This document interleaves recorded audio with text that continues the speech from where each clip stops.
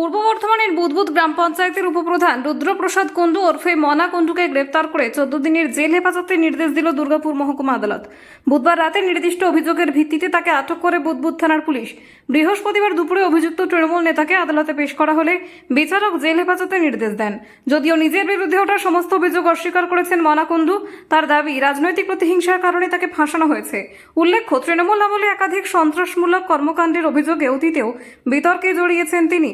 সেই সময় তাকে ঘিরে অস্বস্তিতে পড়তে হয়েছিল জেলা তৃণমূল নেতৃত্বকে। রাজ্যের রাজনৈতিক পরিস্থিতি পরিবর্তনের পর ফের তাকে কেন্দ্র করে চাঞ্চল্য ছড়িয়েছে এলাকায়। ঘটনার পর রাজনৈতিক মহলে শুরু হয়েছে জোর আলোচনা।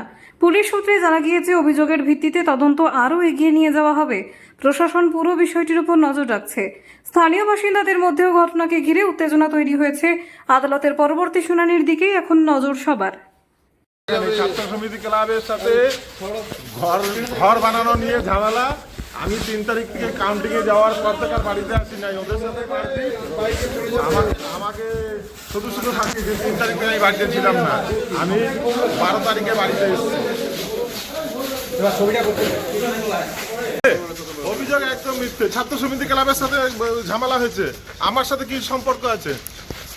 আমি 3 তারিখ থেকে কাউন্টিংয়ে আপনার বিরুদ্ধে এর আগেও তো অনেক অভিযোগ আছে। কোনো অভিযোগ আমার নামে প্রমাণ হয়েছে? কোনো অভিযোগ প্রমাণ করতে পেরেছে? আমাকে আপনি